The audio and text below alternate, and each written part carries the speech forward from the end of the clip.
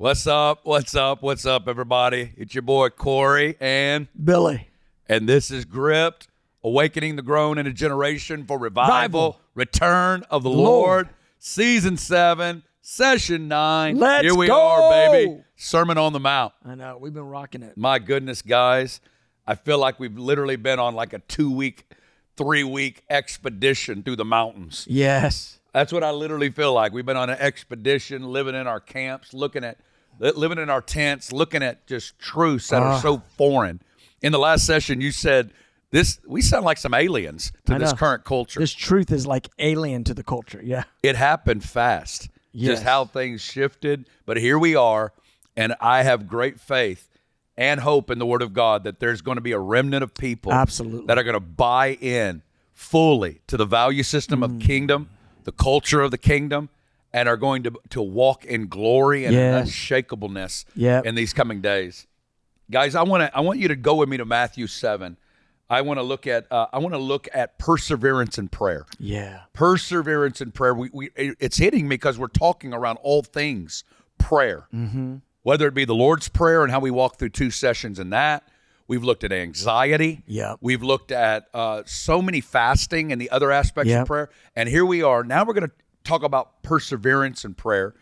And I can pretty much sum up Jesus' main teaching in prayer. He does this also in Luke 11. Luke 11 I love as well because his 2 big lessons in prayer is confidence and perseverance. Yes.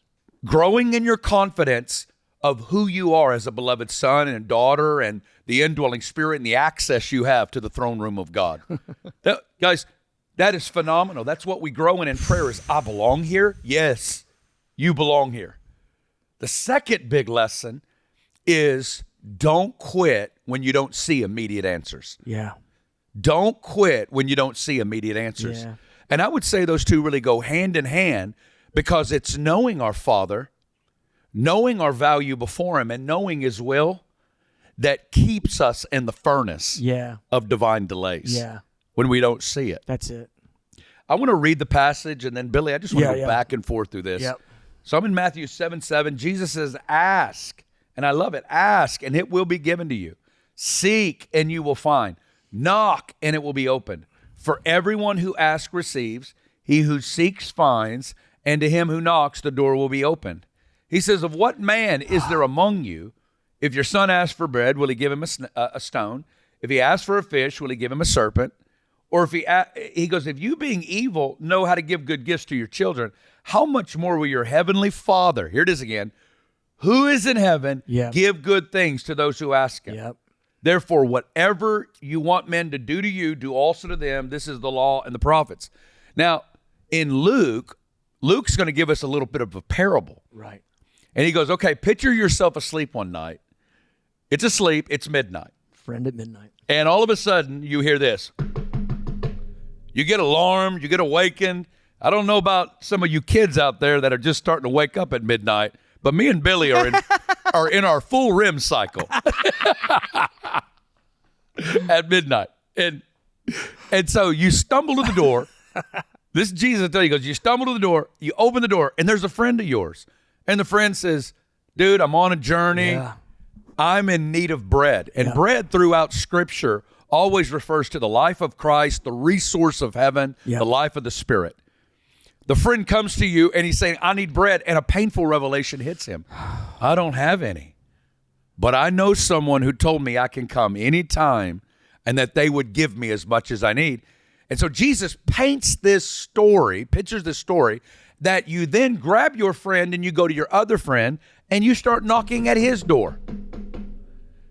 And you say, hey, buddy, I need bread. I got a friend coming. And you hear a voice from within saying, leave me alone. My children are with me in bed. It's late. Come back tomorrow. Then Jesus says this, and guys, this is phenomenal. He says, though he won't rise and give to him because he's his friend, yet because of his persistence, he will rise and give him as many as he needs. So I say to you, ask, seek, knock. And Jesus then walks through what Matthew is then going to pick it up from there of what Luke hit. Jesus, this is what Jesus is teaching us. I'll give the last couple of seconds on this, and then Billy, Keep you going. go. That's good. There's going to come midnight knocks to the door of your life. There's going to be seasons where you get awakened out of your sleep. You get exposed because you don't possess the wisdom, the resource, or the ability to answer the need. And on top of it all, in your need and in your desperation to God, you find that God's operating on a different timetable than you. Yeah. And you get thrown into the midnight furnace of delay. Guys, this is how Jesus taught us to pray. Here's the core question before we get to ask, seek, and knock. What keeps you knocking when the thing that you're longing to see goes from bad to worse?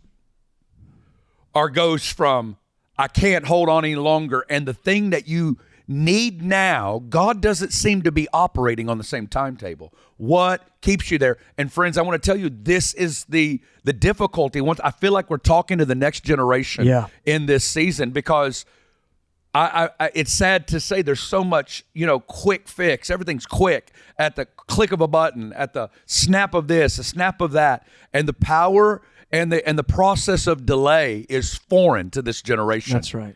That's right. And so Jesus sets this as the picture of prayer, because to the ones who don't quit, doors get opened. Yes. What do you think about concerning this? That question is a powerful question. What keeps you knocking? Yes. What keeps you in the game, asking and believing when it's not happening on your timetable? And just as you're asking that, I'm answering the question myself and thinking, what keeps me in the game is who God is. See, that's it. Who he is, who Father is. That's exactly what his nature is. And so often when we don't have that right revelation of his nature, we think, oh, he's just teasing me. He's just stringing me along. That's exactly right. He's just putting something out in front of me, but he's never going to come through. And those voices are the voices of doubt and unbelief, and they're the voices of the enemy, ultimately. That's right. That's the voice of the enemy that's trying to twist and pervert the knowledge of God in you so that you can't have faith for God to be God in your life, because you're actually listening to a voice that's twisting and perverting, and now you're believing the enemy and what he says about God, and when that happens, you can't get your prayer answered. That's exactly right. Because you'll start getting into unbelief. And so for me, the thing that keeps me in the game, when it's long, when it's painful, when it should have happened by now, by all accounts, based on my measures, but it hasn't, is I know he's good. It all comes back to knowing the Father, his nature. Hallowed be your name. Hallowed be your name. Guys, this is really the core issue, because I just want to say to everybody right here, you don't have a messed up Father in heaven. Come on. You do not have a messed up Father in heaven. He's not a manipulative Father.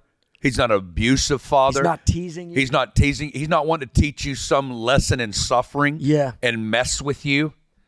He's not playing games with you. He's not stringing you along. He's not stringing you along. You have a good Father. You have a kind Father and a compassionate Father. But friends, I know that there are midnights, and I believe that this is actually the preparation for leadership and to become a father in a generation, because I find in the furnace, when you are declaring, God, I know who you are. I know who you are. I know your generosity. Because again, Hebrews 11, you must believe that he is and that he's generous. He rewards. You got to know who he is. He's generous, and you got to know who you are, your own value. Those are the things that keep you there, because I believe to the ones who say, I'm not going anywhere. I'm not leaving. I know who you are. I know what you possess, and I know who I am to you. Jesus says that there will come a shift in that moment. And I believe a lot of the doubt, unbelief, it's the dross. In that furnace, all of the lies, accusations, and unbelief is dross rising to the surface. Yes. That's what I believe. And it says that Jesus said, though he won't rise and give to him because of his friend, yet because of persistence, the law of persistence, he will rise, open the door, and he will do more than just meet your individual need. Yeah. He'll meet it for your friend. And he'll give you as many as you need. Yes. I know I'm sitting here, and I believe there's probably people who are listening, and you know, maybe you don't know our story or my story or Corey's story, and you may be thinking, well, that's easy for you to say because you don't know what I've been through. And I would just say this: I've been through personal trials, and I've been through what I consider to be some very hard things, and I've had people look at my life and go, man, what you've been through is hard. What Corey's been through is multiple times harder than what I've been through. He lost a child. He's had many other trials that he's walked through in his life. He is not talking out of some uneducated, pie-in-the-sky, hyper-faith experience. And I'm looking, and I just want to say this to you. This is my friend who I know really, really well. He's coming out of a pure and clean heart, having wrestled through the very issues that he's describing about the fire of delayed answers, about the difficulties of suffering at midnight and not having an answer for the need that is being presented to you. Yes. And the trials, the difficulty, the loss, the pain, and through it all, finding the shepherd. Yes. Finding the good shepherd in the midst who shepherded your soul and brought you through, and you stayed persevering. You stayed knocking. You stayed seeking, stayed asking. And I'm not trying to pump you up. I'm trying to point out the fact that this is not a truth that he's sort of making up and throwing at you to try to get you to like believe a thing. This is a truth that he has walked through and experienced the truth of this thing. The power of this thing, when you don't quit, when you don't give up, when you believe in the nature and the knowledge of who God is, and you persevere, there is a good end for you. That's right. Through suffering, trial, affliction, pain, loss, there is a good end for you if you will persevere. Because there is a bounty that is on the other side. There is a storehouse that is on the other side of the desert of trial and wilderness. It's really true. And that's the promise that he gives us, that if we will persevere, that there is an answer. And what I think we found in this generation oftentimes is we lack, and I want to be kind because I understand that, different things happen in different generations that train you and strengthen you. But we lack a certain grit because so many things have been handed to us. Yes. That in the palm of our hand, we have answers to every question, that there's so much handed to this generation. And we walked through the crisis of COVID, but for a lot of people, it was like a summer break because didn't have to go to school, didn't have to do work, got paid by the government. For a lot of people, they didn't experience real challenge in that. And some people really did, and I don't want to make any light of that, but I'm just saying that if you've not gone through a thing, it's easier for you to give up when you start going through a thing. And going through trials and challenges and difficulties and hardship, it puts a certain grit in you to not quit and to not give up, which I think is the point of the keep asking. That's exactly what it is. He says, so I say to you, ask, you will receive. Seek, and you will find. Knock, and the door will be open. Yes. I really break prayer down into two realities. Learning how to walk through the open door. Yes. And learning how to knock on closed doors till they get answered. Come on, somebody. Somebody. It's all about these doors. Hey! Look at me. Jesus said, if you ask your father for bread, will he give him a stone? I mean, think about what kind of twisted dad. Hey, Dad, can I get some bread? Sure, son. And then takes out a rock and closes a little flour over it.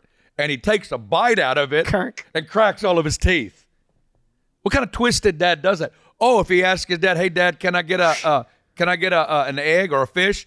And he goes, sure, son, and pulls out a snake and it bites him. What's Jesus saying? I'll tell you, you don't have a jacked up dad. Absolutely. You don't have a messed up dad that when you walk through delay seasons, you cannot question. You must. He goes, if you being evil know how to give good gifts to your children, yes, how much more will your heavenly Father give the Holy Spirit to those who ask him? Friends, you have a good Father. You have a generous Father.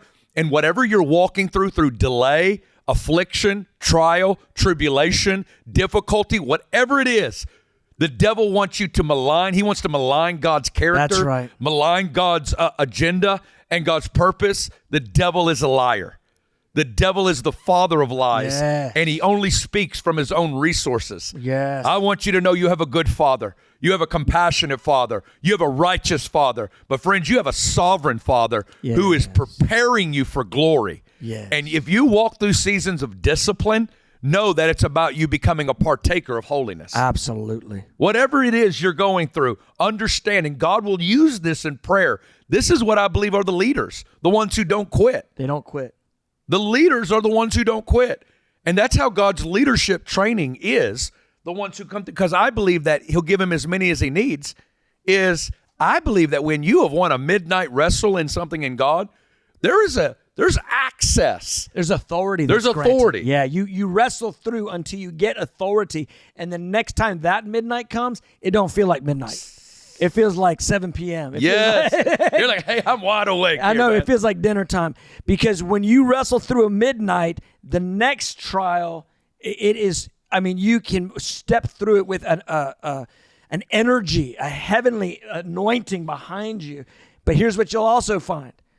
The next time, that there might be a darker midnight. Yeah. And he's taking you to a deeper place of challenge because he is strengthening you. The fights, the trials, the challenges that you have gone through, he's allowing you and enabling you in those to build authority in your life. Some people, they look at the hardship of their situation and they go, "Why me, God?" Yes. And God goes, "Because I chose you." We've got to do a lion and a bear because Goliath is on the way, right. and I need you to slay Goliath. So the lion and the bear are essential. That's right. For Goliath. And here's the thing. Goliath is essential because in a minute it's going to be Saul and his 3,000 assassins. Yes. And I've got to walk you through these paces. And if you won't quit at the lion, there's a bear coming. But guess what? Because you did the lion, you'll do the bear. Yes. And if you don't quit at the bear, Goliath is coming. But guess what? You'll win in Goliath because you didn't quit at the bear. And then you'll overcome assassins and Saul and all the resources of the nation because God wants to set you in a place of authority. And friends, so many people abort the purposes of God on the way because they just absolutely quit. They just give up when it gets hard. They just believe God's deserted them because the time gets long. I see so many people hit this wall, hit this furnace, and they'll begin to pull their heart back. Because of the pain of throwing themselves out to believe God for something and it doesn't go the way they thought it was or it gets too long. This is what happens, and I get it. It's a real struggle. You'll begin to pull your heart back. You might have the same hallelujah language and I'm going after God, but you're not reaching in the same way that you used to. That's right. You're self-protecting. You self-protect, you self-medicate, which leads to self-medicating. Yep. And it leads to insulating your heart from the pain of feeling like God didn't answer my prayer. And I see so many people that will hit the wall, then they pull back, and it's just a matter of time before they've left the church, and they've just left going after the things of God because it didn't go the way I thought it was going to go. Friends, I want to tell you, at that point where you pulled away, I want to tell you that's the point of breakthrough. That's right. And God, and for some of you, and I feel like that might be a word for some of you. Absolutely. I feel like God says, get back in it. That's right. Get back in it. Reach again. Yep. Reach again. Believe again. Press in. Press on. in. I promise you, I'm not out here to hurt you. I'm not out here to wound you. I'm out here to bring you through into a realm of authority and into a realm of maturity that you never would have experienced. Any other words or last He words? who seeks finds. Yes. He who knocks, the door is open. He who asks, the answer is yes. And the verb form there is ask, seek, knock. It's asking, keeps asking. Yes. Asking and keeps asking. Seeking and keep seeking. Knocking and keep knocking. And there's a perseverance that is essential when it comes to a life of prayer. And that's what Jesus is teaching. Yes. Knock, Ask, seek, knock. Keep asking, keep seeking, keep knocking, and the door will be open. Well, he's going to tell us in Matthew 7, enter by the narrow gate. Yes. He goes, the difficult way. Yes. The constrained way, the way that's difficult. He goes, for many will go in by the wide gate, the easy path, but few will go in by the narrow gate. And this is a picture of the narrow gate that I believe that God is calling a generation, a grit, a perseverance, a confidence, a faith, a trust in God. And those are the ones that break through into a place that we've never seen. I just even want to affirm that word you gave, because at the beginning, when you just began to read the passage, I was going to give that same word. I was thinking there are people who have quit. Yes. And maybe like they even look the same that they looked before, but inside you quit. You know you've given up. You've pulled your heart back.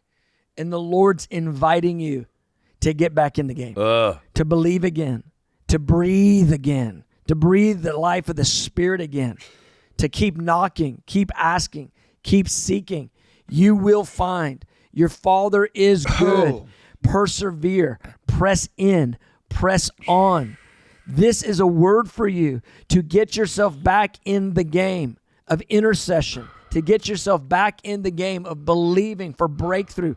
Some of you prayed 15 years for something and you put yourself on the bench. And I'm telling you, at the moment of the greatest darkness is when the light breaks. That's right. You can't give up because it got hard and long. Stay in the game. Press in, press on, persevere. And the passage that was coming to my mind was Luke 18. That's what I was thinking. The widow, she's dealing with this unjust judge. She's trying to get justice from an unjust judge. And Jesus says, will I find faith like this widow who keeps going after it? Will I find faith like that on the earth? And the point of that whole parable in Luke 18 is that men would not give up. They would not lose heart. They would not lose heart. They would not quit. And I'm just telling you, there is a faith available for you. Now. There's a grace available for you to not quit, to press in, to lean in, to persevere, and to get a breakthrough. And it may not come next week. It may not come next month, but it's coming if you won't give up. Hey! Ho! So Lord, release it right now. Yes, God. You're in need of perseverance.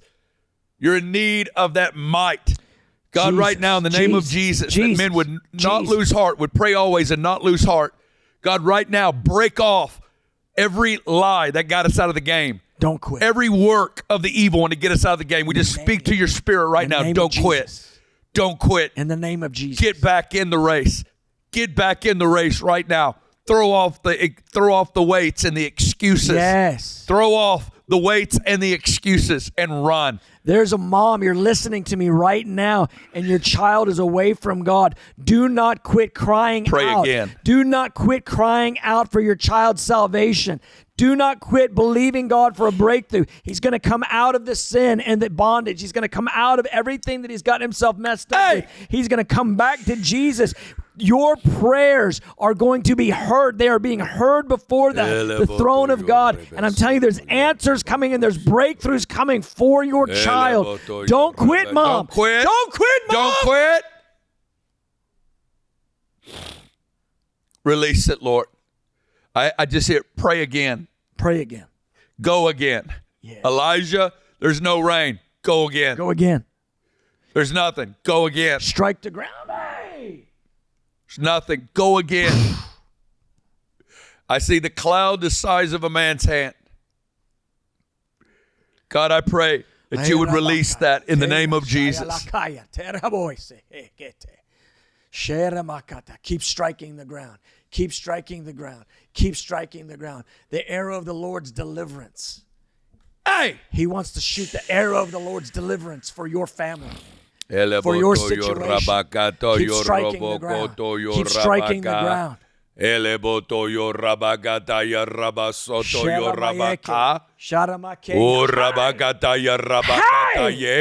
We release a breakthrough in the name of Jesus. Breakthrough.